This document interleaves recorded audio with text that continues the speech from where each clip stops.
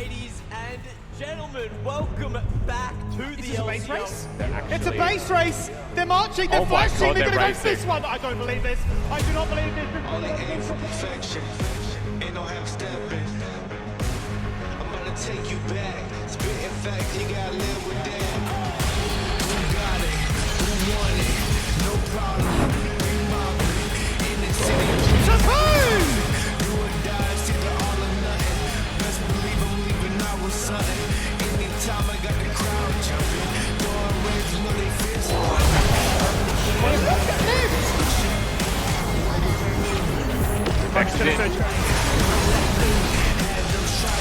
Just evaporated.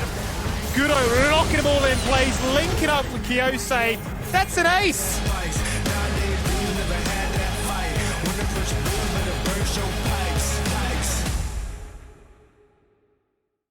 It's a new week. We love new weeks here on the LCO, delivered by Menulog. You guys, guess what? It's week 8 here, and we don't have too many weeks left before it's playoffs time in the LCO. We got 6 games remaining. We got 3 extra people on the couch other than myself. We got Kitty, Skimmy, Rusty. They're all looking beautiful. They're all looking handsome.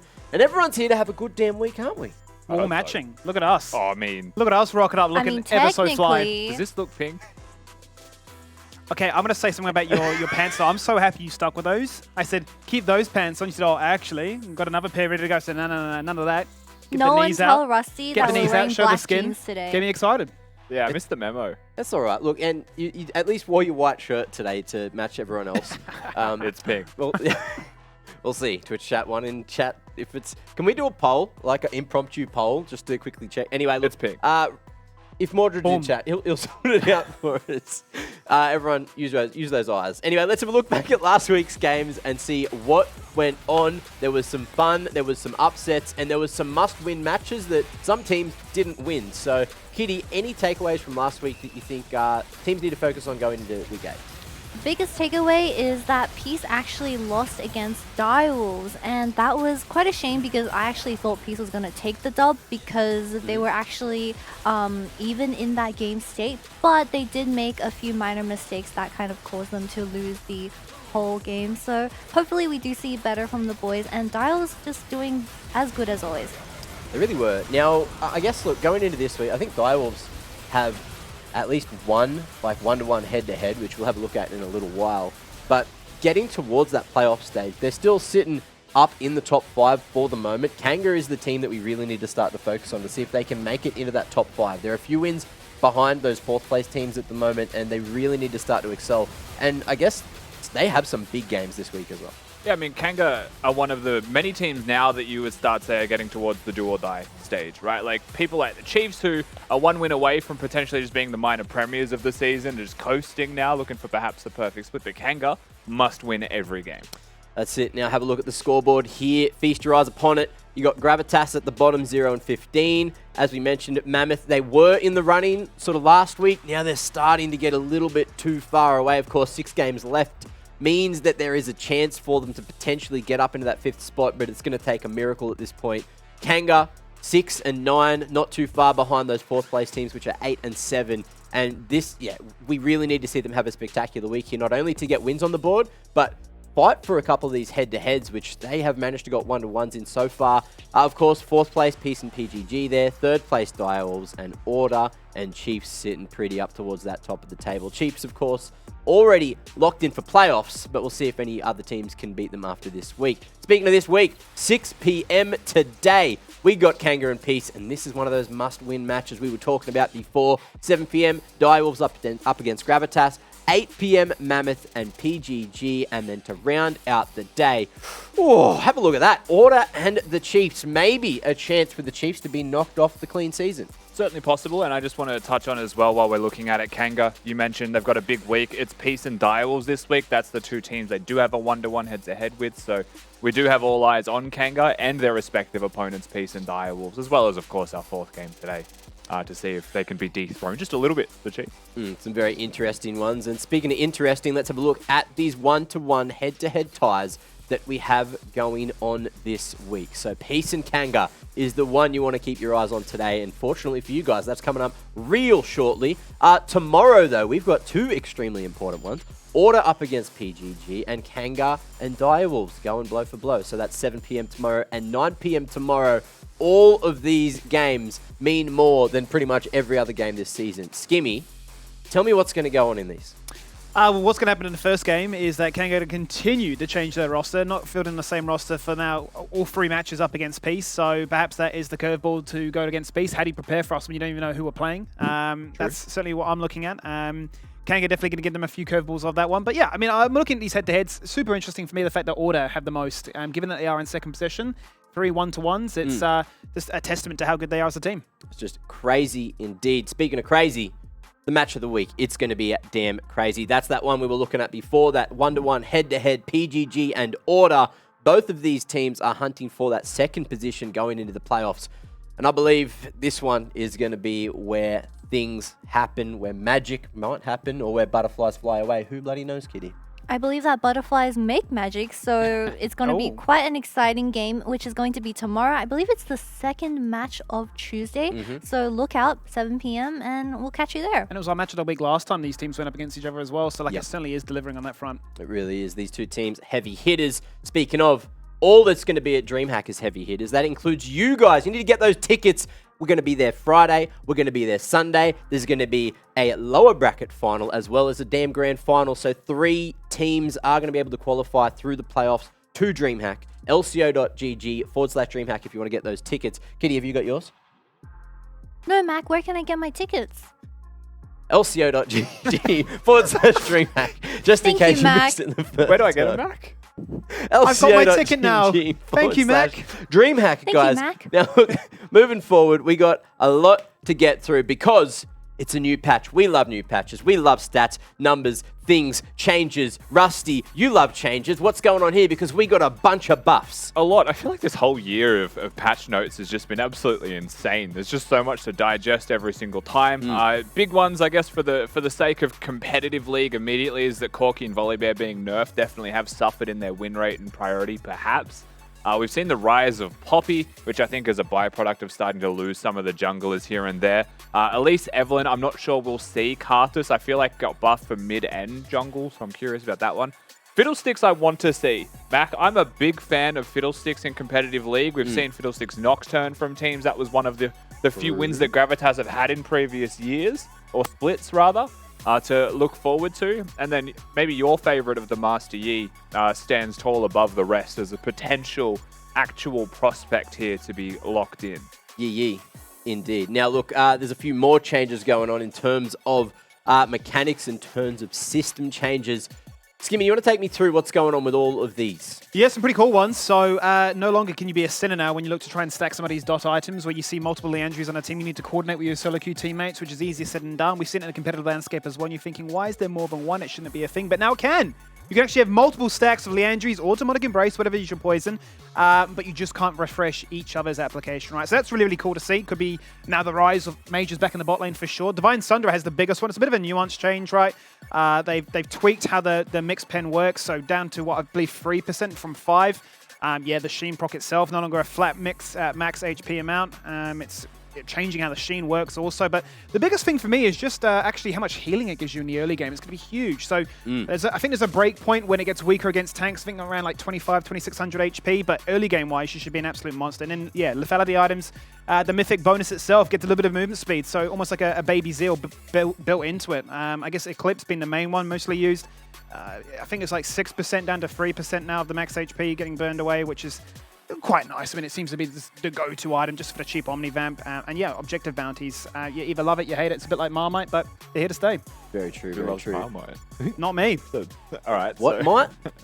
Yeah, the wrong one. Never heard of it. Anyway, I'm trying Kitty, to appeal to a global Kitty, audience. anything crazy from Vegemite. the changes that you want to talk about before we move on?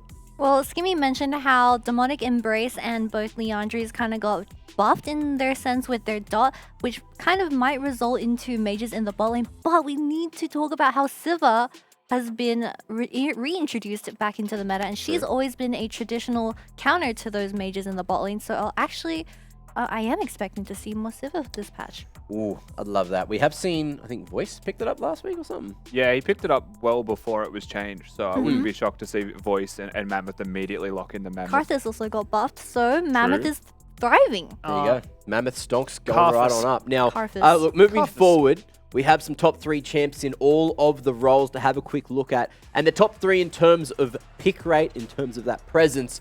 So, Skimmy, you want to run me through what's going on here? Yeah, so no surprises there that Zeri has the highest presence out of the entire league. It's just the most broken champion in the entire world right now. You look at the top 4 leagues, and ever since, I believe, 12-11, it's just been the go-to champion. Absolutely monumental. Always high 90% for us.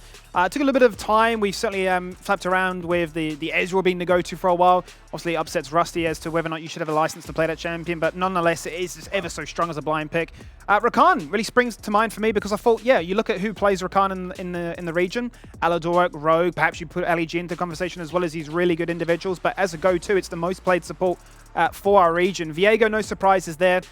It's just been locked in all the time, but you have to then look at the Wukong and say, well, look at its presence. Its win rate, its ban rate, I mean, it's just absolutely broken ever since it's got that dash across the wall with its clone. And then, yeah, I mean, look at top lane, for instance, right now. It's just, it's being first picked in some regions like the LCK. It's just that strong. So a go-to champion for sure. Corki, slight nerfs to that champion, right? So even though it is the most played at the moment, I'd imagine that to start to fall away as we go into Week 10 and playoffs. Okay, anything you want to touch on here, Kitty, in terms of down towards the bot lane support meta? Is it changing up? Support meta, I'm surprised that Rakan's ban rate isn't actually higher because, in my opinion, Rakan should be perm-banned against Aladori because he's just too good on that champion, even sometimes against Rogue because we do see him getting those really good ultis in those team fights. Where Renata, with her 40%, we have seen her become more popular paired with Aphelios, where they are the first 2 picks for teams as a preference. And I think the combo actually works pretty well. And Kalista with this Renata also works pretty well. I want to see more of that, though. People aren't playing enough Kalista. Very true. Well, we'll see if that one starts to come through as we jump on into the games. But of course, it's time for something fun. It's time for my favorite segment, your favorite segment, your favorite segment, maybe your favorite segment. Who bloody knows? It's the LCO champion. Conundrum! Is today the day luck's with you? Is it now your life could read you? Then you must play the game, cause I have to proclaim life's a game of chance. Is the price right? Who bloody knows? I got the answers here. You guys see them, you guys didn't. I hope you didn't see because it was really small and you shouldn't have We were having our own battle, don't worry. All right, well, you guys do you over there. We're Either in bot way, lane arguing. these 3 specimens all have their whiteboards ready to give me some answers. It's essentially price is right. We're going to put up an image with 6 little items on it, you know, full builds. Well, full builds, question mark, maybe, who knows. And then they have to do a little bit of maths. Tell me roughly what the price is of that inventory, and I'm going to let them know how close they are. If you go over, eliminated. Just straight on out Mac, of here. what are we playing for today? What prizes are on the line? Brand new car. And you get a car. And you... Wait, wrong show. I heard your jobs. So there you go. True. If you lose, Oh, sweet. you lose. Our job.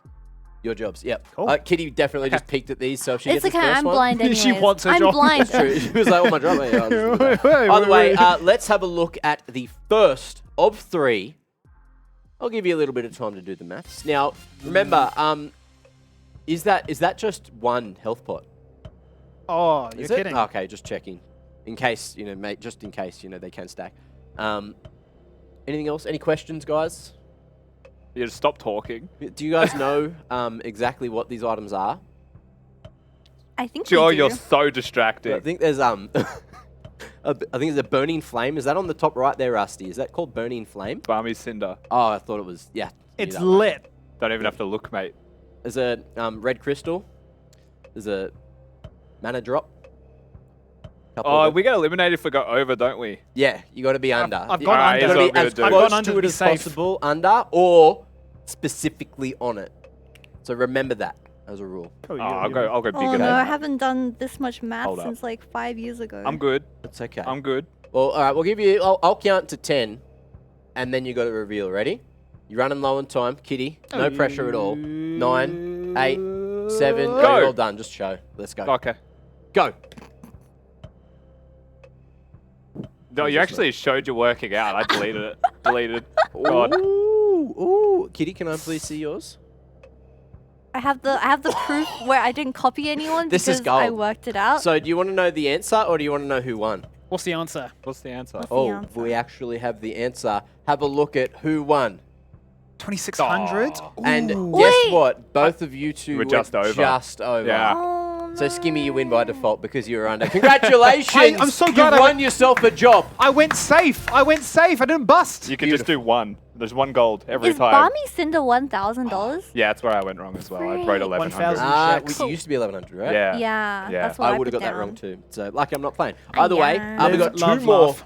two more little inventories to have a look at. I'll let the second one come up once you rub off these bloody things. No time limit on it. No real time limit. Here we Kind of just go. like a Oh vague no, one. this one's Up the power. Oh, yes. Yeah. You buy those? Was And- it steel caps? You buy them on the job site, don't you, Rusty? You really you On the know big when jobs? you when Steel you're toe working boots, with all the mate. tradies. Steel toe boots. I Steel can toe totally boots. think about what I'm writing. mess while around I'm with health and talking. safety there, 100%. Mac. In, like, OHS coming don't feel for the you. pressure of that I hourglass there cannot either. think, Mac. I don't There's know how like much that a one would lot cost. of sand. It's about half done to the look in the image, and I'm sure. Look, that helmet would look very lovely on your head, Kitty. Do you reckon if That you- one you is put that there? that much. It'd suit. What did I There are too forget? many tank Would you items. feel- I don't play these tank Would you items. feel strong? Fine too. What about you, Skimmy? Sometimes, like, I don't think you've ever had a frozen heart. I don't think you mean enough. You're just this warm, I try not to lovely, be, eh? beautiful, radiant person there the whole time. That's me, mate. Yeah, that's you. That's you. Now, how are we This going is for the so maths? hard. Please Are we- shut up. Are we almost? Are you guys? Have you got an answer for me? I've got a number, Chief. I've got a number, Chief. Okay, Beautiful. wait.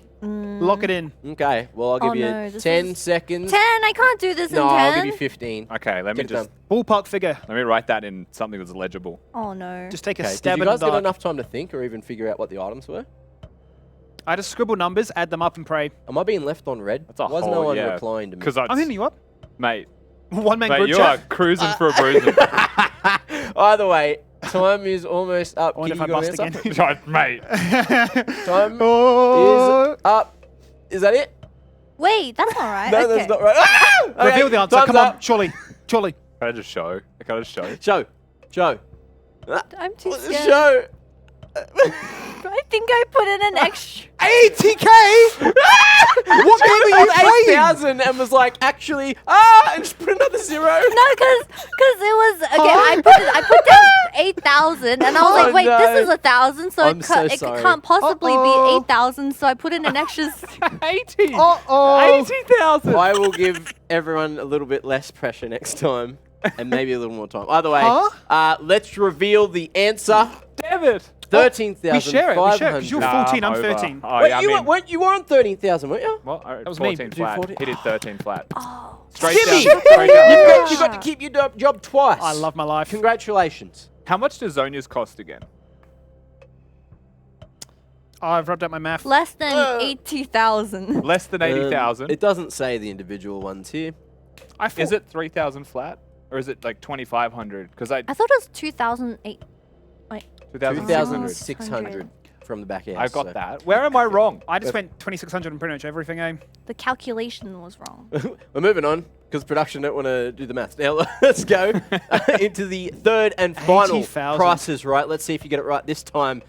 Take those masks off Jesus because we got a Christ. bunch of headwear. If you're wearing that mask with a helmet as well as a hood over the top, I don't know, you'd be too warm in this climate, Skimmy, wouldn't you? 3. You really would, mate. And you definitely don't want to get sunburned in this kind of 3. climate like myself. Very prone to the sun. 10 minutes Israelis, sunburn. 3.1k. That's the question. I think so. Yeah. And it, what's it do? What's its like passive ability? What is that? It slows? Yeah. Thanks, Kitty. Question mark? I'm I'll give you. ignoring him. I might. If anyone answers This is my why you questions play correctly, ARAMs, because you they'll gotta get to build keep all their these job like as well. weird things, components from ARAM. Most What do you mean based weird ARAM components? I feel like this is a perfect build for Oh, I don't know. Yi. There's Okay. Imagine how Alright, much. I'm going to go Mac, for the you wanna exact do the You've amount. got calculations for me? 15 seconds. I'm going to just gamble at the exact amount. 2, 3, 4, 5, 6, 7, 8, 9, 10, 11. Just do that and then 11,000. There you go. And then the extras are like, at least you're under, right? I've got my Three. working That's out. straight up gambling. 3, 2, 1. I don't need to show you anything, but there's the answers. 11,000, 12,300, What's Kitty on? I went for 12,000. Okay. 12,000. Okay. Now let's have a look at how close y'all were. Oh! You and Skimmy would have tied. No. You went over. Oh, wait, I keep going over. You just went over by 50 goals. I'm so good at this You were game. So close. 12 on 50. I just go- That was so close. No, this Skimmy, you get to keep 3 jobs. I'm liking this. I just go conservative every single time. Boom. What's wrong? Don't worry about it. Where'd Don't you worry add? about it, it's Where'd fine. the 500 I don't bucks know. come from? I know I overdid the MR item by 250 or 150 rather, but the rest of it I'm lost on. Did you accidentally carry a 1 or forget to? No, I did my maths correctly on Okay, that it's one. like so the 30 maths was The good. last one critically failed the maths. There we go. So It we've was got a the big answer. Either issue. way, that is the end of the champion conundrum, and it's time to talk about you guys. Nice. It's from the fans' time, so make sure. I've got to swap cards. I've got too many bloody cards here today. Oh. Make sure at LCO on Twitter to go and answer it, and we're asking what your main champion is. I was going to try to come up with something witty, but I just retweeted it and told you guys to do it instead because I don't need to see my face anymore. We have a couple lined up, so let's see which main champs you guys are playing in the bloody Rift at the moment. Benvi_Os, Bard because it's Oscarbon's favourite It champion. is his favorite champion, actually. I would say Yep. of all time. Okay. It is Carbon's most enjoyed champion to play with. And Rusty is the most knowledgeable on the desk, so Yeah. I'm sure that that is correct. Let's move on to number 2. We have Oscarbon, Darius because he looks like me. Is Darius bald? Did Anyway, you see let's the go response? to the third. Did you see ML's response? Muay Thai Lee I said- think we have it. I think we have it. Hey, yo. It's so good. Can we get that skin in the game? Darius is bold apparently. That's a W. He's wearing a wig. Little wig man. Now, we've got one more to have a quick look at. I lied, there's not 3. There is, in fact, 4. Oh. Coach Ash. Paparazzi that likes Nunu and Willem. Oh, that is so cute. Look at the Are they? Is that actually their name? Their names? That'd be... Hopefully. But if not, that's a great cosplay. That's a solid cosplay. And I think we can give one of Skimmy's jobs to Paparazzi, if that's true. Yeah, sure. Yeah? Why not? We've got 3 of them. Where would they stay? Here? We do. If Get we like can a get little- someone to sit in the middle. Get like a little dog bed in the Yeah. middle? Yeah. Although dog I bed? don't know if Vi would like that. Either way, it's game time. We got game number 1 to quickly have a chat about, and we're going to talk Peace first. So, Skimmy, tell me how Peace do this today up against Kanga. Yeah, we're going to have to try and draw on some of the inspiration from last week, right? Where they certainly, up the ante, found a little bit more consistency. And I just want to see the confidence once again, the fact that Kanga can come out, like you said before, draw something crazy like a Yasuo in the bot lane and absolutely get the job done. So I think for them, yeah, it's great to see that, Violet can still be that, 1v9, 500 CS carry in some regard. I'm trying to find another way to try and describe this man because he can just simply get it done in that regard. But the team as a whole, it's really great to see that Appy and Lisa have come into their own right. We were very harsh on them at the start of the split, but by this point in the season, they've certainly shown that they're dynamic. Bloody hell, I'm getting lost in the sauce It's all today. right. Well, let's Their hop on 2v2 over. is fantastic, Mac. And we'll start talking about Kanga as well. Now, Rusty, tell me what's going on here and who's Benvi? You know Who it? is Benvi? Benvi, I don't know if everyone knows, is formerly Fruitcake. Has existed in the OS team for a little while, was a coach before, and has been a pretty high-ranking player in, to my knowledge, he's been GM in over 3 roles. Yep. Which I think was a part of his coaching philosophy, right? Get good at every role, and then it's a lot easier to coach every role because you understand the goods and the bads. Truth. And he's joining this team where I feel like one thing that they really did need, where I think TNC was obviously improving individually as a player, but the whole team didn't have, that still throws me from it every time, was like clear communication beyond just the aggression that you get from mid. Because I feel like the fighter is a really good player, but if he's focused on communicating, he may not be playing his best, and we have seen a little bit of off weeks from him here and there. So Yeah. I am excited to see exactly how this integrates as a whole dynamic to the team, if Benvi can be, the missing link perhaps.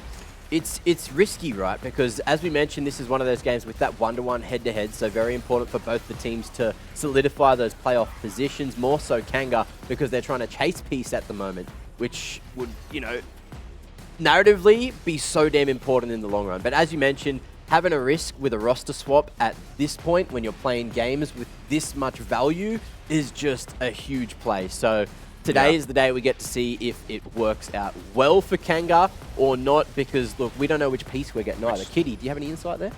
Any insight? Well, it is our first time seeing Benvi play in the LCO, which I thought Tianxi was actually improving slowly throughout the weeks. However, I don't know if taking this much of a risk as we enter the third round robin is worth it, because we don't actually know if he's going to fit into the team well, especially when Lima's had so many role swaps and support swaps. It's just a mess, especially in bot lane partners when you have to be used to the other person. So it's going to be chemistry, yes. So I'm not sure how it's going to work out, but I am excited to see what Benvi has for us. Okay. What were you going to say before? I was just going to say that alongside perhaps nerves, right? Coming in at a time where there is more pressure, like you just highlighted. If every game is must win and your first game playing pro is a do or die, your team could be eliminated type of like energy. That's pretty rough. Yeah, a lot of pressure too. Extra pressure on your shoulders. Has Fruitcake played a game professionally before? Back in 2020 for like OCS. It was on Mammoth Academy, I believe. So yeah, no pro league. Okay, no pro league. So I guess he's still a debutant Bard right player now. though, so I believe in him. He's a Bard player. Ooh, Yeah. and we know Bard has been actually on pretty well in the LCO when it's picked by people that play it. And Bulldog. but most of the time it's kind of there. Now look, let's have a look at this head-to-head, because we feel like over towards the jungle is where this game can be won and lost. And look, Foreigner, his stonks have been on the rise recently. Lisa, inconsistency has been plaguing his performances as of late. So really, what are we looking at here, and who do we really think takes this head-to-head?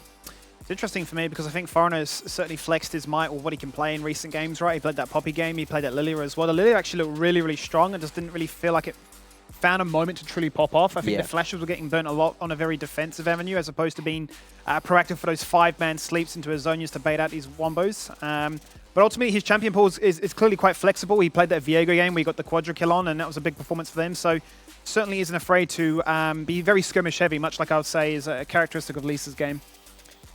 Anyone else want to touch on this head-to-head?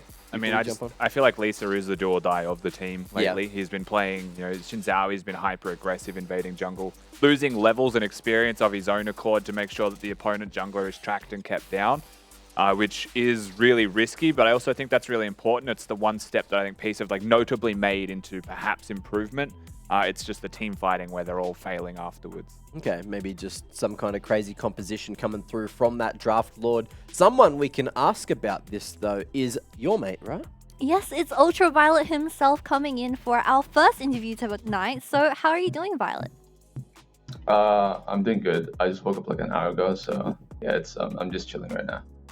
It's great to hear. Waking up an hour before their pro game. So it's very characteristic of LCO pros. Yeah. I'm sure you're not the only one that's just woke up. So you guys are going against Kanga, where I think Kanga and Peace actually have a really similar win con where they both rely on the late game. So what do you actually think is the difference between these two teams that will separate you guys to get that win? Not really sure though. I to be honest, I don't think Kanga's that good. And I mean, Limas would just kill for his melee range anyways and throw the game from me, so it's all good. Okay, but even when you win in bot, is that enough? Because that other time you won in bot, it ended up in a base race and you only won by, what was it, a single auto attack? Against PG? Yeah, I mean, that game, we just ended up, playing really poorly. We ended up doing a lot of throws as well, so... But hopefully that's been that was weeks ago, so I think we put in a lot of practice to make sure that we play better on stage. And talking about that game, you guys have a heavy preference towards Jinx. I think you've played her 4 times a split in total, where other teams are actually more preferencing towards the Aphelios. So what is the main difference between these two champions for you, obviously, and is this a choice or a reliability? I mean, it's just I'm comfortable playing both champions, but I just think Jinx functions better. Aphelios is a better lane than Jinx, but Jinx just functions better in teamfights, and we usually just draft for better teamfights, honestly, or ease of execution. So that's why I prefer the Jinx over the Aphelios most of the time, because it just is better teamfighting over Aphelios is stronger laning. Okay, very, very good. Now, look, we're going to let you go and get ready for the game, Violet, and good luck in the bot lane. Hopefully everything goes well. Good luck. Thank you. A nice little bit of insight into why he's chosen Jinx instead. Now I have a question. What if Limas doesn't build Gale Force? Then they win. What if this was just mind control? Shaking. He'll flash. That was the mind control interview. That's the whole point of it. That's the whole They could be point. prepping for I mean, it. it is a fair point because that is something Limas has done more than once this split. Very so true. it is certainly a risk that they'll have to contend with at all times. It certainly is. And something that you guys have hopefully done more than once this split is their fan vote. Get those Twitch points in. Tell us how you think this game's going to go. It's a 1-to-1 game of the utmost importance. And look, we have an opinion too, so let's jump on into the predictions and see how we think this one's going to go. Ooh, one pick buff, I don't know. one pick curse. I submitted mine first. I expected to be the only Kanga. Yep. But it seems like there's just no Peace Faithful right now. Guys, I don't know what to tell you. I'm sold on the narrative, honestly. What narrative? That Kanga comeback. That you know, Fido complimented you? That, Okay, but also, that's his narrative. I'm thinking like 45-55. I still think Peace are the favourites, but this was one of those that it's like nice and close and it's, where Peace you are the want to... favorite, but I'm the only one that went Peace. Yeah, because maybe the three boys on the couch all believe in a little bit of a comeback coming through from Kanga. Who knows? Kangaroos, they got big muscles. They fight real hard. And they're changing out that support. So I believe they know something we don't. I didn't actually look at the predictions, so you can't say I copied you. I know. You've I know. Yep. All I know is that I put them in first, and here we are. Yep. Listen, I still think the Peace are favourites, but what I saw from them last week and their team fighting and the way that they were setting up around Baron, I lost a lot of confidence in them because it was the same mistake multiple times. Where I feel like Kanga should just be able to draft for like a strong early game and then team fight comp. And I do actually think that is enough to handle Peace right now. The only risk is how good Tan has started to become. Is there any crazy changes in the jungle? Like any champs that foreigner plays that we aren't aware of that he could be pulling out today? Poppy. I don't know if either of these guys will master Yi. It's possible. But Well, we were talking about it before, right? The fact that he is one of those Poppy plays. Same with Lisa, and it's like there's like 90% presence right now globally in the top 4 regions. It's like the go-to champion. It certainly is. Speaking of go-to champs, that's where we're going. Champ selects ready. Let's get into game one. Thank you very much there, Mac. Yes, let's see what happens. Brand new patch, 12-13. It's a chance to see if any new champions come out to play. And right away, there it is. Poppy in a first rotation ban. Poppy banned. Wukong also going to be banned. Na going to be denied from the first pick here by Kanga. And so Zeri is going to be a natural transition here. Makes you wonder if it's just going to be like a Renata Kalista as an immediate response, right? We've also seen Twitch Renata that could answer it. Yeah. So I think there's flexibility in the AD role. Violet, however, has said, I'm not going the Jinx. I am going to go the Kalista. And we do know that he is a Kalista player, so that should come as no surprises. The question we have to ask is from here, what do Kanga lock in? Is it a Viego composition, right? Do they go for like a Lulu style response to the Renata? Or did they go to Yumi? Because Same that is the thing. go-to, right? Yeah. If you're talking about a Kalista Renata, then the obvious response is a Yumi and a Zeri paired together very nicely. A debut, I guess, for Ben V, where nowhere near as mechanically as intensive as something like a Bard, but certainly a great way. Experience. Absolutely, why not? Welcome to Pro League. Huh? Coast on in. Why not? And this is what excites me. This is why I'm a bit of a believer, I guess, for Kanga, right? Is that there is that unique champion pool that Fido possesses, which could cause Appy a few problems. Yeah, he has a very unique champion pool, and it seems to be quite well equipped to deal with anything your opponents will lock in. For example, a Swain from Appy, which is going to be up and available. Cassiopeia has a pretty solid time into. Tends to be quite solid at controlling. This is also another option, right? If you go for a dash-based mid laner, Cassiopeia by default can actually do a lot of work into you if things go right, just with the miasma that you can put down and prevent any kind and ground them and prevent any kind of movement. Yeah. So we've got matching lanes so far, Skimmy. In terms of our first 3 picks in this draft, going into our 4-5, we've actually held off on the jungle role and we've held off on the top role. Which I think for Peace makes sense, right? Tan being held for 5th pick is something that you get used to seeing for them. I think with the way that Lisa's been playing lately, it does make sense to see if Peace want to, see if Kanga rather want to reveal a champion to be able to have a winning jungle matchup. It does make you wonder with the Xin Zhao being taken away exactly where Lisa will choose to go. Bel'Veth is still an obvious choice. And I don't know how much confidence he'll have in his Lee Sin. That's the only other one that really springs to mind imminently, right? So, jungler's certainly been targeted. There's another one with the Trundle, but also the Sway, and we have seen that Lived is a big fan of that one in the top lane, and we'll pick it regardless of the matchup. Silas being the common pairing that we tend to see up in that top line, but yeah, at the moment, what do Kanga deny away as well? Would it just be another jungler? You start really testing champion pools. So something that engages, I think, is probably the best ban, like an aggressive jungler or top laner. probably is the place to go. So yeah, Sejuani actually couples quite nicely with those melee junglers, is the engage source that perhaps Kanga were afraid of. Right now, I think the identity of their composition is more about just sitting mid-range and kiting back, knowing already from Peace locking in Kalista and Ahri that they're coming towards you, that they're looking to be close-range aggressive champions. So this is actually a really great opportunity to see where they choose to go in draft. The tragedy for Kanga is that Trundle's been banned away and Viego is locked. I was thinking Fiddlesticks, but I don't think that fits their comp's identity. So if you're going to go for the Ornn, probably a facilitative jungler, to be honest. Like, Lee Sin does actually work for Kanga. Certainly does. I mean, Talia is still up and available. Turn the lights out with Nocturne. Physical damage would be pretty nice for the jungle role, given that it's an AP mid and a tank top. It would be, yeah. Nocturne with the jump. I believe Hirona has played that one before. Perhaps Jarvan if you want hard engage to lock in an immobile carry. Yeah. That could work quite nicely into the Kalista. Obviously, can't chuck yourself out. Same with the Viego. I mean, in saying that, Kalista can just hop over. Ahri can just ult out. Viego can just ult out.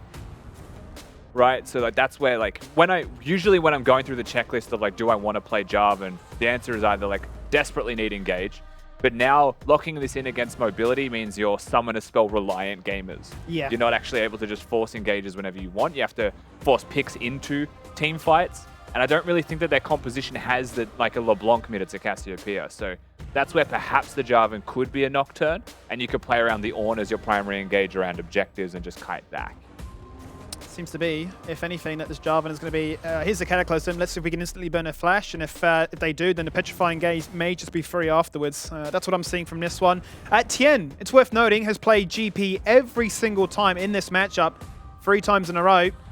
Kind of crazy to sort of see how this one's worked out. I remember one game we went 0-5, just had a really rough time of it. Another game we actually got camped completely, went 0-3, I believe, against Liv's Cho'Gath, but then he came out of laning phase and just won the game. So he loves this champion. He does. It's also one of the few, I feel like, top lane matchups where someone dies in lane. For sure. Just like from memory, knowing Tien and Liv, they like to have a good fight against each other. So I wouldn't be surprised to see, a couple of junglers, maybe a mid lane roam, getting up towards that top lane and getting crazy with the action early. As resilient as they both seem to be, Titans in the top lane, they still like the kills and winning lane first. And it's exciting to see Fighter back on a mage, right? Because that's really where we felt the true strength of him being, that star power, that carry for the team, for them to rally around. Not to say that his Yone was bad, but it didn't pack the same punch. I think that's fair to say, Rusty. Absolutely. I mean, he does have other picks like the Tristana that seem to be uniquely him. And I do think that for Fido, it is about his pocket picks. It always has been about his pocket picks. Has a good Azir, has a good Corki, those champions are still viable, but that Yone just wasn't quite doing it. As flexible as it may have been with someone like Liv playing a top lane, this feels like a solid, just good Kanga composition and something to look forward to come team fight. That it certainly does, and you are certainly looking forward to this game because it is a battle, really, in the run through to playoffs. Both these teams 1-1. This is the decider for their head-to-head, and a much-needed win here for Kanga to keep in line with the pack. Well, as we jump into this one, we do get a chance to speak with the staff from the side of Peace. I've got Menulog on the line. How are you, Menulog? Hi. How are you feeling today? You okay? Yeah, I'm pretty good. That's wonderful to hear. Well, I have to ask, only 2 weeks left now before playoffs, so what is the team focusing on? Actually, our team is still looking to learn more, and we are doing our best to win each matchup, even if it's just 4 games left. They're just taking every game as it comes. I love that. And obviously a brand new patch. It's 12-13. So how are you finding this new patch? Actually, I don't think this patch will affect that much for our team, but it can give us more choice in the playoffs. Yeah, sure, because obviously by then 12-14 and a lot more change to look forward to. Well, Menulog, I'll leave it there for the meantime. Wish you boys the best of luck. Oh, sure. Thank you. Bye. Odd start to the game there. Skimmy, all things considered, a ward placed in broad daylight by Peace gets immediately cleared by Kanga. Zeri is one of the few champions that has uniquely capable ward clearing qualities on a ranged champion because her passive and Q both hit wards. Handshake gets missed. Gunko aiming for the juke there. But yeah, they'll start themselves with a little bit of a vision clear, and that's from no sweepers. for Kanga, which is a big point of importance for early vision to place down to be more protected, because they're not worried about denying that away from their opponents. Looking towards those junglers as we get into this game, both starting on their red side, both pathing towards their blue side, means that we're going to be on opposite sides of the map, which means things can get a little bit lively towards bottom lane if Kanga aren't careful. But I mean, have you seen a more careful duo right now? Yeah, very respectful of the fact that they are really in a 1v2 at the moment, that Gunkrab can staunch him out as a living body, free to do what he likes. And we did see a few early moments in that top lane there where they were certainly looking to try and be aggressive and trade out some HP, but I'm just glad there was no first blood during the coaching interview. The curse wasn't real, and this seems to be a textbook Jarvan play. Flag and drag, ready to go, level 3 with a red buff. Just looking to see if Tien oversteps. Really is relying on Lived hitting level 3. I think it would feel like here you would imagine that he has Q and W leveled. He's about to face check. Oh, no, it's not enough. The shield is there for the slow and a flash away afterwards. Libs is going to commit too. Oh, far enough. Bit of a tragedy. Yeah, a little bit short on his flag and drag. Didn't know where the gangplank was walking, so went for like the pixel perfect, but let's do some circles in top. Second time's lucky. Tien realizes this time you still can't hit me with that flag and drag, but here's a barrel. Here's a bit of damage. Who gets the kill? There's a headbutt and there's the first blood. Down to bot lane now. Gunkrab's going to die. That's a crazy trade out, but that's a gank from both junglers. Yeah, and a dive bottom lane, you would say very successful for Peace. Losing your support doesn't matter too much. What does suck is that they still trade kills and it goes on to Limas, but ultimately a massive wave of minions is going to be lost down there as well. So it is still a win for Peace. I mean, top it was clean. Tien perhaps just not expecting a full circle. We'll see what happens bottom. Lisa a little bit short there with the mist, but hits the stun, I think, onto a Yuumi who dismounts to tank that one, which buys the space for Limas to step forwards and get some damage down onto Gunkrab. So all things considered, it works out all right for them. Limas still with flash, though. Yeah, burnt the cleanse to try and get out of that stun, but yeah, did enough to make sure that the target aggro, which was on that Renata, was enough to secure that kill. And yeah, kill goes in favor of Lived, whereas Lisa is the one to receive it on their end. So talking about power, strength, and sort of equals in that regard, you still once again are looking at Peace being happy that that wave was denied more so than anything. Lived is cruising as far as current top lane setup is concerned. Looking at the actual wave itself, though, it is quite bad for him. Overdue for a base, has no mana. Has got Foreigner here. They're actually just going to push this wave in. It is very unlikely that they will go for Tien. As you can see, Foreigner in his face just goes for the ward instead. Ooh, nice little trade there from Liv with the last stretch of mana. Yeah, so again, the way that top's currently set up, it doesn't mean too much as long as Tien gets most of these minions. Both top laners are retaining their teleport. I have no idea where Lived was going. He's just going to get cancelled. So actually loses out on a fair amount of time and tempo there. Foreigner essentially coming top to crash the wave is now time wasted. Yeah. But you get to look at Lisa instead, Skimmy, right, and say, where has he gone? And really happily farming. Yeah, he was just going to poke his head into the lane and say, well, there's no, you dive this one, but I'm here just in case. Still looking at bot lane. It doesn't really get much easier for the Zeri and the Yuumi. You can hop, skip, and jump across the wall. You can really say, I've got the cat on my, back for the buff, but I'm getting zoned by Renata. Yeah, you also know that the enemy jungler is pathing towards bot side. Limas is maybe 1 minion away from level 4, but has very limited mana presently. And Foreigner has walked top to crash the wave to help Lived out. Is now going to go towards bot side, presumably to do a similar thing, but contesting this feels impossible. Yeah. They have no summoners. They have no control of bot lane at all. That's the big thing for me, Russ, is the fact that Gunkrab's Ignite has just come up, and there is still no Ignite and Exhaust or the Cleanse for the bot lane of Kanga. It would feel criminal if they were to try and mount an assault. Foreigner's got a hover. I'm ensure that no kill takes place, despite them seeing that their first dragon is taken. Limas's body language is actually indicating that someone is here. When you see the dragon timer go down and him still being aggressive onto Gunkrab. Well, there's the grand reveal. Gunkrab instant flash away, not going to fall victim to that one. Benvi jumps across, they flash in and try and hit him with the pole, but it wasn't enough, and there is the cannon barrage, and there's the rain set. In goes Violet. He's got the moves, he's got the speed, he's got the damage. And nearly forced Limas down too. That was a lot from Foreigner. I didn't see the lethal angle that he must have been seeing. Perhaps it was because Benvi had Ignite in like a second. Maybe they mistimed, but Yuumi is with Ignite currently, so that's certainly possible that it could have gone down. Either way, Violet going to very happily take that kill. They'll get the summoners out of the jungler of Kanga here also. I mean, you can't ask for much more. Look at the bot lane CS gap. Bot lane's doomed, isn't it? Really, from the very get-go. It's a huge, huge lead from the kills to the gank to the CS denied.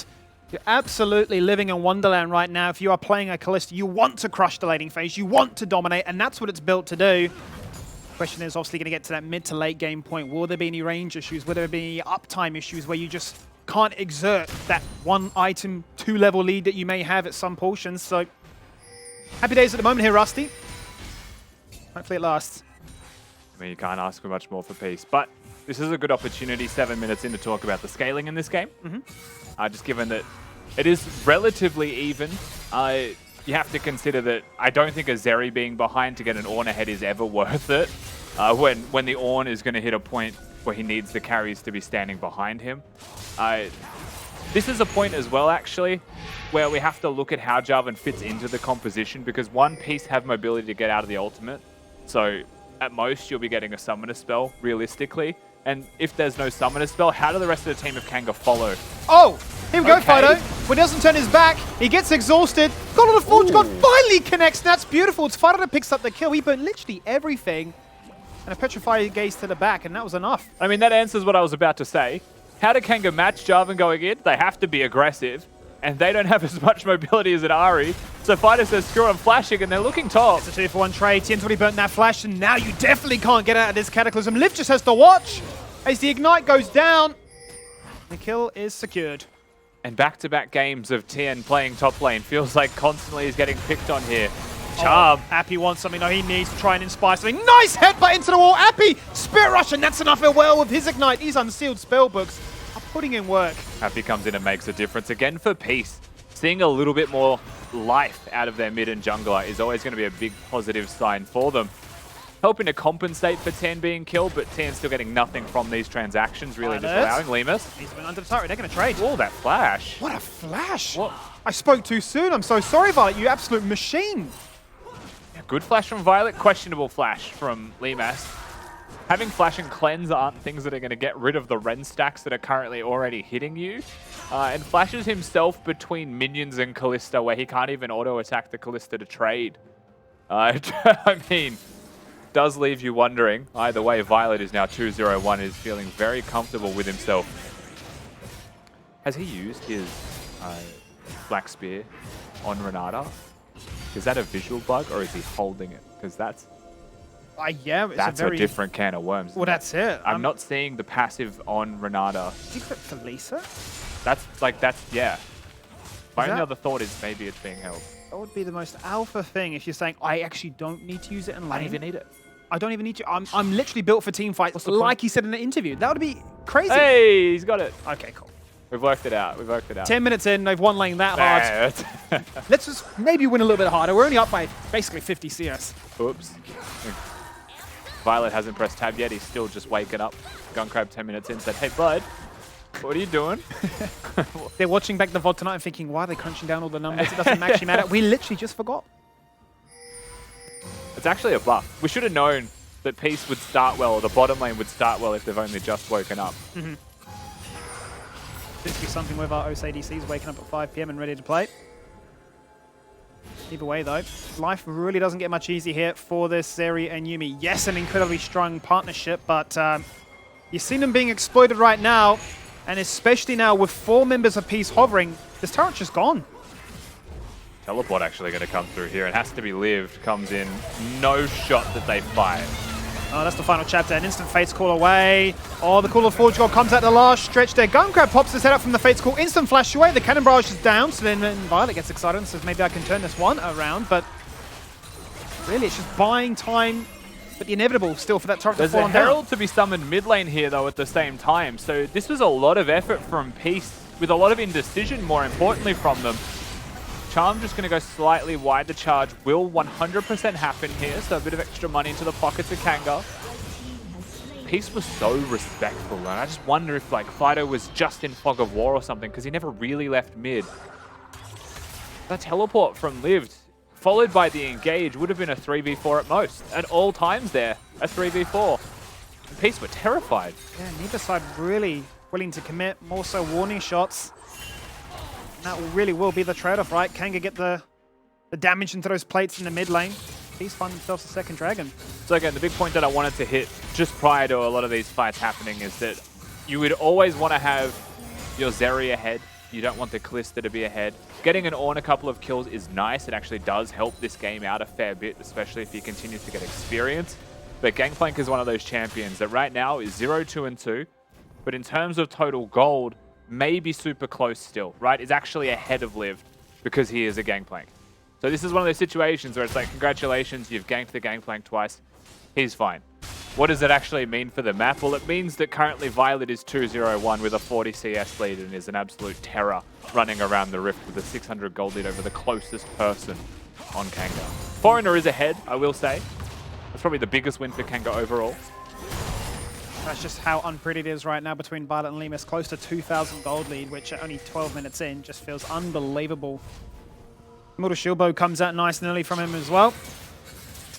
And, I mean, it's to be expected, right? I feel like Kalista is that stereotypical, she will just abuse you in lane and just smash things out, but I don't think usually it's characterized to be this much. She's also definitely a win more champion. The difficulty with Kalista is the longer a game goes, the more tools with lower cooldowns that people have to actually stop you from hopping around and controlling a team fight and controlling a battlefield. For example, Vito presses W, you lose. Like, you can't actually hop anywhere, you just lose, you're grounded. Ornn can slow you down, even with the auto attacks. Jarvan's got the knockups and can slow you also. Yuumi has the Q, right? There's so many tools. There's Zeri with the W. And these are all like incidental things that will make your life a little bit harder. Just means you have to be perfect in your execution. But a Violet and a Kalista that is ahead is a nightmare. And if you can't kill that Kalista in one punch, she's just getting those Ren stacks, and eventually you're dead instead. Oh, and you may be dead instead as well. Look at that, the face check into the Cassiopeia. Things you shouldn't do, and that is certainly one of them. Out goes the hostile takeover, but it does not matter. Double kill now for Fido.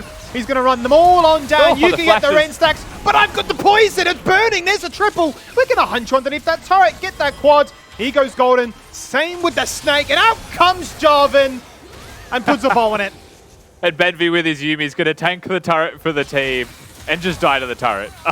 It actually has been 3 hit by the outer turret, but Kanga will win the team fight. They'll get themselves a multitude of kills. They'll break the outer turret here as well. And this game goes from fairly even, if not slightly feeling Peace favored. They had control to face-checking a Kanga team comp, to face-checking Fido, who does 4,000 damage in that team fight and is an absolute tyrant on the Cassiopeia. And he's got a very different build this time around. It's not to be the Leandries that you'd commonly see Everfrost. Maximum CC duration for this one. Nobody's life is going to be too easy. If we do characterize some of the nuances in terms of flashing out of this one, well, you can't do much about this. And they just walk in. They just straight up walk in. They face check. You can send a gun crab in because he has Violet to pull him back. But who's going to save Lisa? Who's going to pull back the Viego who can't get resets as he's picked down? Kanga.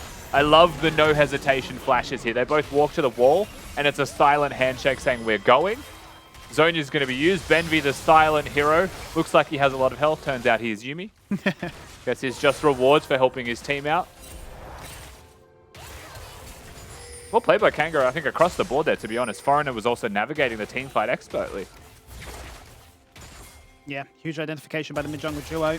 And certainly saying that whilst the bot lane hasn't really gone to plan, we've got life to be found elsewhere. If you don't clear that. There we go. So just watching a Yuumi clear wards triggers the support part of my brain because they don't actually change their pathing. You're so reliant on your ADC being aware of where a ward would go. And like that primal instinct in me just being like, my AD carries in solo queue, as if they'd know anything. I don't know summoners. Has got ult, has got Zonias, but no Everfrost. Is very killable. Teleport's coming in. Not the place you're going to go for Fido right now. There's a flash commit there from Lisa. He's going to go golden because he just purchased the Zonias.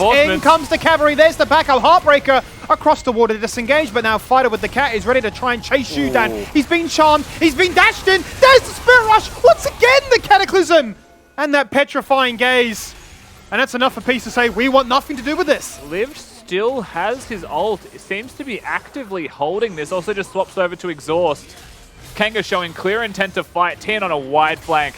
Tien has no cannon barrage, has no summoners. He's got real no business being here. He's on One vision. ult on. Out goes the hostile takeover. The dragon is going to get reset. Lift has missed the headbutt. That's a tragedy. The dragon is going to be taken. Can he get it? No, Lisa cannot. Fornos accused of their first Drake of the game. Mountain Soul to play for. But in Kanga trouble. need to run away. Liftus is going to concede his life for this when there's a laser across the wall as Lemus will disengage. 1 kill for 1 Drake. The laser does some nice damage, but end of the day, like you said, just a 1-for-1 trade, objective for kill, objective for money, stopping any kind of super early soul point condition here for Peace. Giving Kanga an extra fighting chance in this game as far as time is concerned, and letting themselves scale more and more into this one. I feel like this was a very, Lived, I think, actively held his ultimate for the Drake, was not really interested in getting that initial pick, was more focused on this, gets his hand shook, is a bit delayed there as a result. Violet's going to throw Gunkrab into the mix, get him out early to make sure he has an influence, but doesn't overstay, I think, because Handshake on cooldown. They'll just cycle through their cooldowns. Lived is just stuck in the pit, quite simply. He's going to be a real side effect there of the skirmish that happened, but Foreigner hits his smite. Kanga, I think, are happy. They certainly will be. Buy themselves some precious moments and well on their way now, taking those level 16 power spikes with the ultimates fully charged up. And if they have vision control of the river first and foremost, the ability to control these next Drakes and potentially the Baron as well, I mean, it's just going to be so devastating to try and ever face check a Cassiopeia, plus the combo they've presented every single time so far. So here we go, Drake into a Herald, instantly summoned topside. No surprises, that's where all the gold's going. No teleports from either top laner here, so there's going to be no reinforcements besides anyone that is currently in the area. Violet's stuck dealing with mid. No outer turret means that he has to be here constantly. It will lose some of these minions to the turret. And it really was just Lisa on the hover. So Kanga, I would say, sitting pretty in this game. Tien going to cop a combo. I don't know how afraid he is. 1 level away from being a bit more dangerous on this Gangplank as well. Second evolution on that keg timer. And I think at this state as well, Skimmy, the fact that both top laners are bottom without teleport is an indicator where Gangplank's ultimate has a little bit more use. So keep that in mind. Gunkrab. Oh, the laser, it didn't slow him, but they're going in for the kill. Instant Fate's cool. Violet's taking no chances with that one. Both supports forced to utilize a bit of utility there.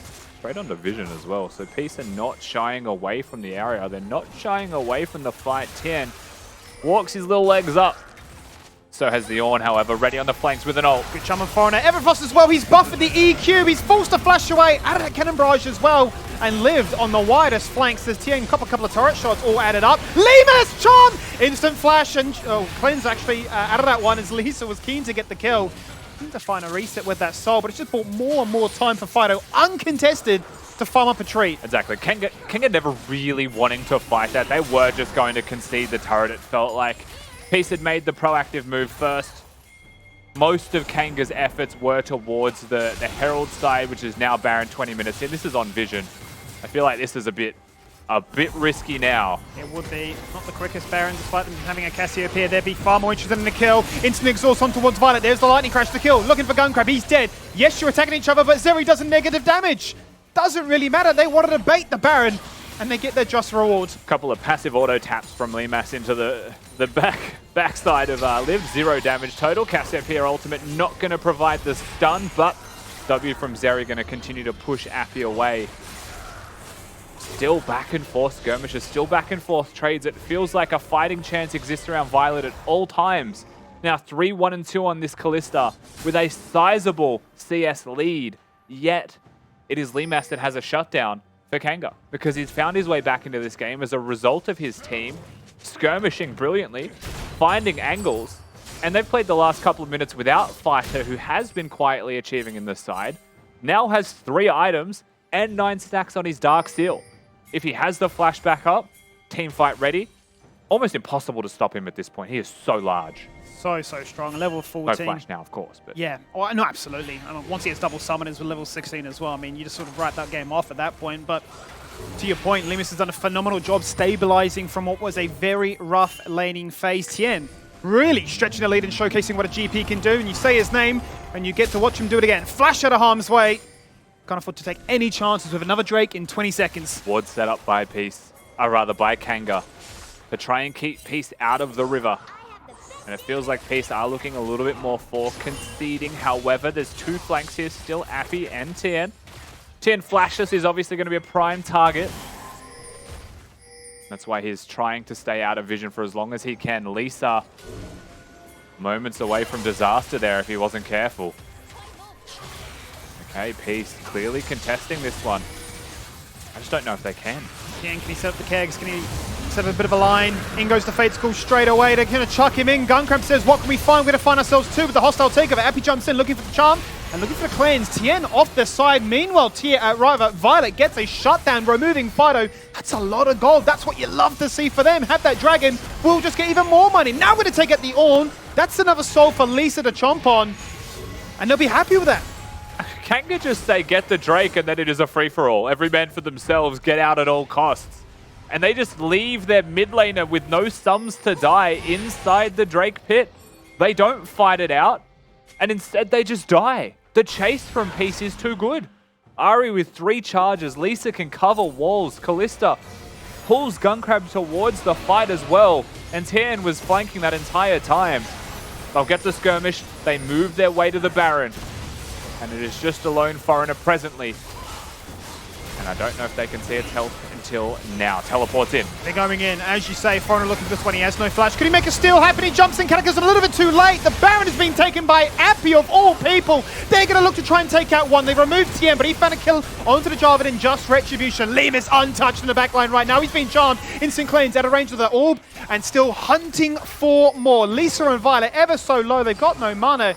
They really have no more business being here, but Kanga Fido on a very wide flank. That's ghosted. a nice laser. Fido, he'd be keen for this one. He's got the Ghost, as you mentioned already, ready to land that massive petrifying gaze. Has to sidestep that one for a second. Everfrost doesn't connect. Looking for it onto 2. There's the headbutt. There's the follow-up. Surely Live. You end this game right there. Lemus is just going to survive on a hair's breadth with all those rain stacks ready to explode.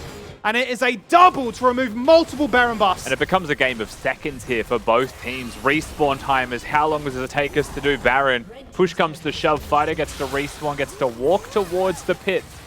And then just ghosts to follow up the rest of that trade. And this game gets absolutely crazy. Kanga still 2,000 gold behind. Peace with Baron in hand, but they are the ones who currently control the map. Foreigner places his flag down for the teleport. Means he covers 0 distance to try and get into the pit to steal it. Ult, not going to be able to get the smite off. It was Appy, I think, that might have had smite. Either way, just stuck on the disengage here. Charm connects, but Cleanse is there to stop the instant kill. And then it's just about buying time here, right? It feels crazy that you'd ever chase this unless the Cassiopeia with a wide flank gets an angle. And quite simply cuts them off. Charm misses, and then it's just free reign to throw Qs, bait out the ult, and they have to look at you eventually. Kalista has to look at you to auto-attack, and she's got a slow animation that you can time it around. Just off getting Limas, I will say, for Violet, but we're back and we're going again. We certainly are. 2 Baron buffs. Will it be down to 1 after this play? Because Lisa is in so much trouble. The gaze that gets ulted out of, and those unstoppable frames may have just been picture perfect. Yeah, I mean, they both just use their mobility. They'll get themselves out of the ultimate combo. This is the big thing that I was going to talk about, right? Just in terms of an overall composition, it's pretty hard to follow up the Jarvan. You have to have offensive summoners or abilities to lock them down to be able to chase through with the Jarvan. That's where I feel like Jarvan in a vacuum is a fine pick, but perhaps not with the full comp that they have in this game. This makes execution a little bit harder. In the same vein that picking Jarvan makes execution easier because you are Jarvan, there's obviously difficulties attributed to it. Talk to me about this though, Rusty. We've completely glossed over this point. Look at Lisa's build with the Chem Tank as a Viego. Not so often we see something like this come out to play. Yeah, I mean, we're just seeing Sunfire on everyone, aren't we, at this stage? The part that is more interesting to me is the Chainsword with it. Okay. The ability haste item that really has just been rising up the ranks of priority. Appy may be caught here, or not. Just missed the flag. But yeah, the Chainsword, as a standalone item, has gone higher and higher in priority. We're seeing more and more of it as a rushed item. And a lot more builds right now are non-mythic into tank mythic. And this is another perhaps variant of it. I haven't seen this one personally. It is a bit odd, where I feel like perhaps the Sunfire for just the actual damage that it can provide compared to the other 2 tank mythics could be more valuable, but nevertheless, Maybe what he meant the other day when he's talking about some spicy builds. In goes Violet, who's forced to try and dash. Oh no, he's juked! What is he doing? His movement went absolutely wild there for a second. Fido was golden inside a cannon barrage. The keg goes out and it doesn't explode in his head, but he might just die. Petrifying gaze as he goes out into a grave. Two-man knock up there with the Ornol. But Kanga want to do one thing, and that is run for the hills. They need to disengage. The timing is devastating as another dragon is spawned. Gimme refer to Exhibit A for how Kanga's composition is really difficult to execute together. A Cassiopeia flashes forwards. Foreigner actually uses his ult and then stopwatch to stop Violet from dashing out. Can't auto attack, can't dash out of the Jarvan ultimate. It was locked in, but it doesn't really matter. There was no reinforcements there. That was a two-man play. It's Foreigner and Fido. You'll see Limas existing here, of course, as well. W flash a bit mistimed there from Fido also. Yumi ultimate will come in, but at the end of the day, they're not getting the kill. They never had the lethal damage range because they have to flash forwards to cover the distance that Foreigner was.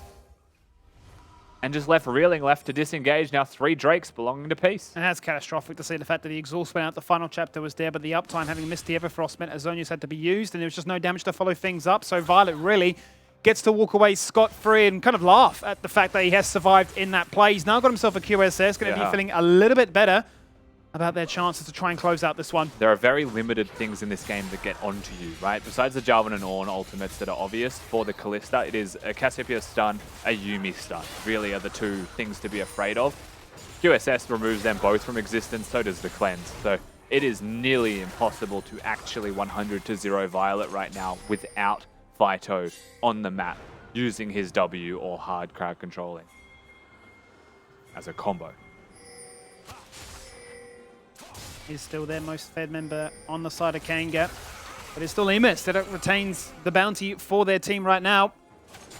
They've lost control of the river, and they're going to do their best to try and get control of this mid wave to unlock that facet. But down in the bot lane doesn't get much easier because also Tien is causing them problems there. So a 4-1 split is giving Peace all the control to do as they wish.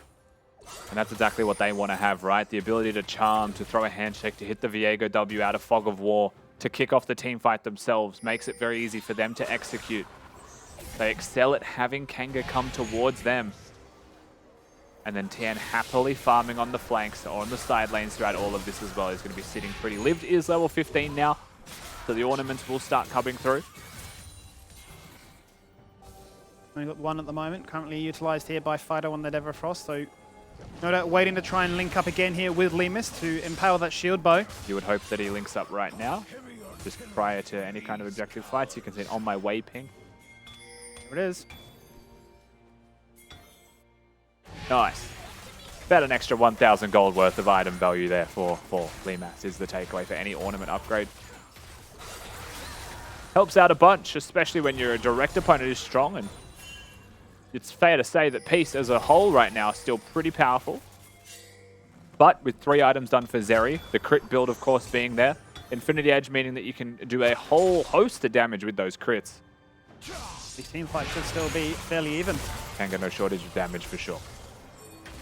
Tien right now protecting the Baron pit. Liv going to sidestep out that one, force the charge away to ensure that Peace won't have any other CC to throw his way. Kanga get a rare reprieve to try and push out this mid wave. Will they be caught in this one, however, because Lisa is keen. Hostile takeover is going absolutely nowhere. So slow. Everfrost on towards the Renata. Instant flash away. And that's the knockup. That's the headbutt. That's what they need onto Tien. But Appy's been isolated. He's got the Spirit Rush in about 5 seconds. It's a little bit too late, but maybe it's not.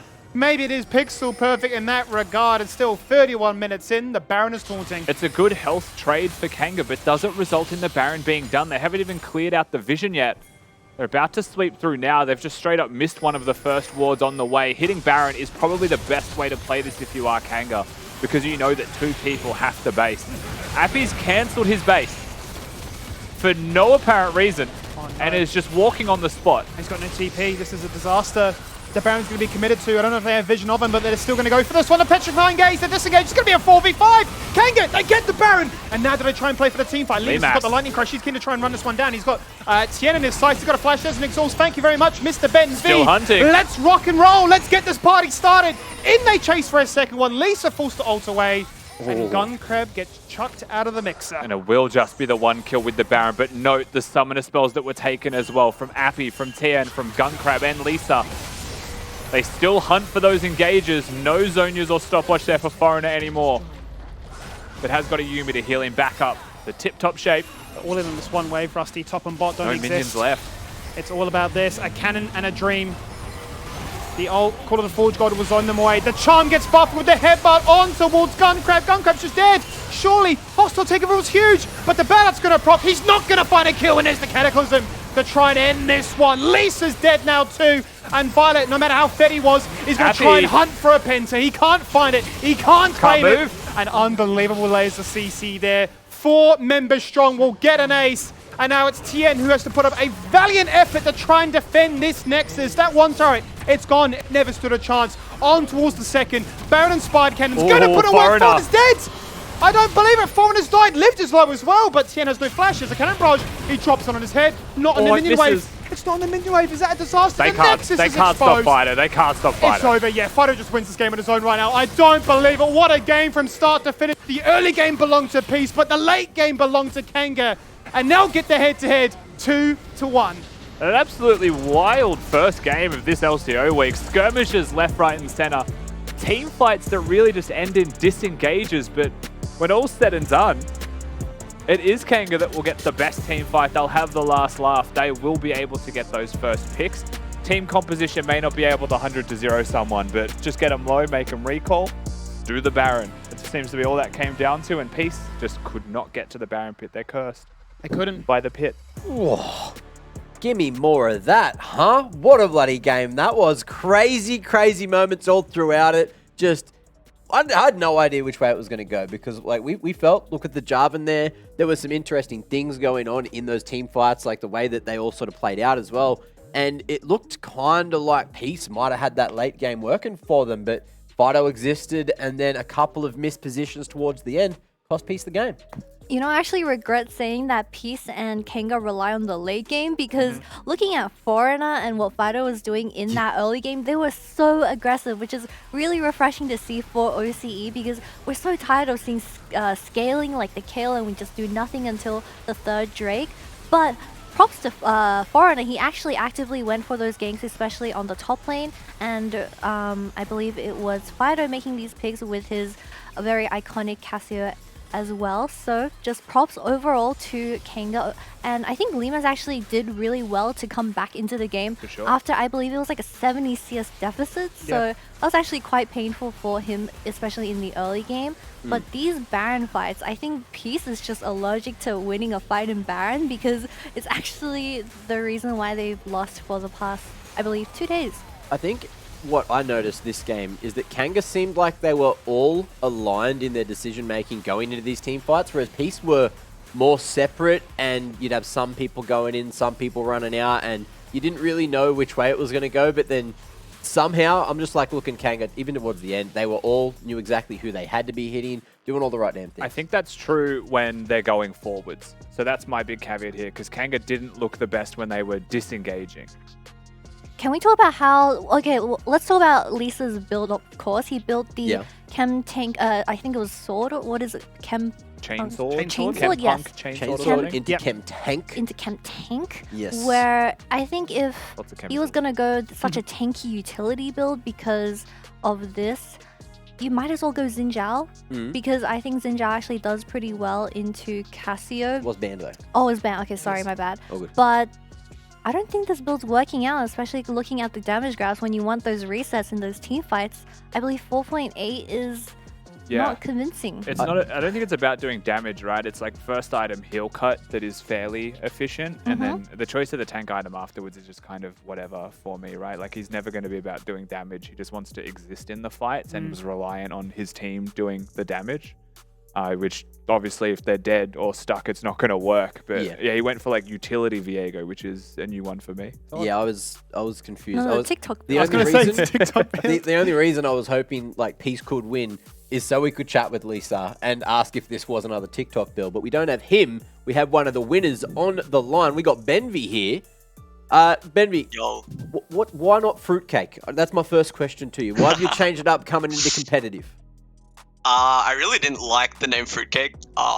It was sort of just like a joke, and then I like had it for a decent amount of time, so it just stuck. But I thought it was now is the best time to change, especially if I'm playing LCO. So that was it. Well, welcome to the LCO, Bambi, and congrats on your first win. That was actually really convincing as well. So how did you feel coming into your first match ever?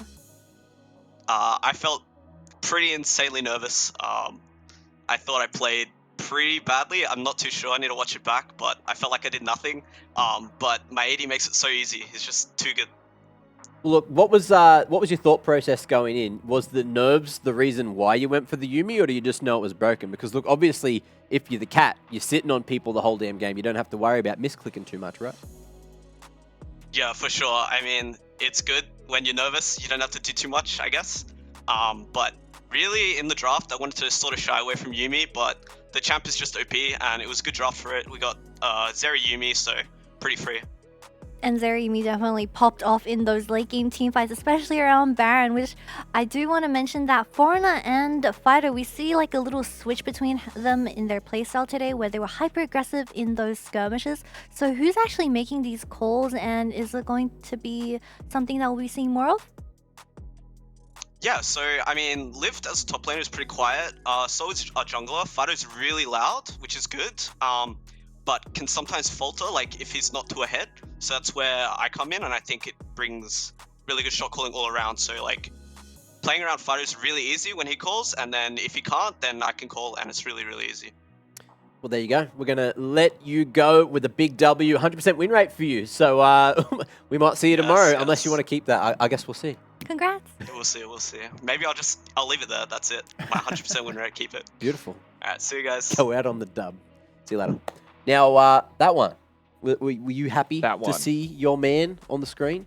Your boy? Yeah. Yeah? He's my duo buddy, so yeah. Exactly. It's always good to see him get the dub, but normally I'm the one playing support when He we was playing duo. Yuumi, so Yeah, so that even it we're going to out? talk later. You're conflicted. Bard player playing Yuumi is pretty disrespectful to the craft. Very true. So he's not in the running for the Dare MVP this game.